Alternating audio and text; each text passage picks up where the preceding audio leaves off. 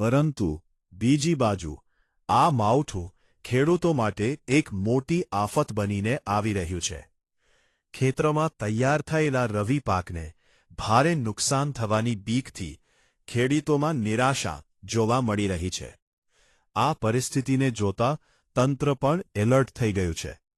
તમામ માર્કેટ યાર્ડને ખાસ સૂચના આપી દેવાઈ છે કે ખોપડામાં પડેલો ખેડૂતોનો અનાજનો જથ્થો તાત્કાલિક સુરક્ષિત અને ઢાંકેલી જગ્યાએ ખસેડી લેવામાં આવે, જેથી કોઈ મોટું આર્થિક નુકસાન ન થાય. એલપીજી અને પીએનજી ગેસ કનેક્શનને લઈને સરકાર અને ઓઇલ કંપનીઓ દ્વારા તાજેમાં કેટલાક મહત્વના ફેરફારો કરવામાં આવ્યા છે.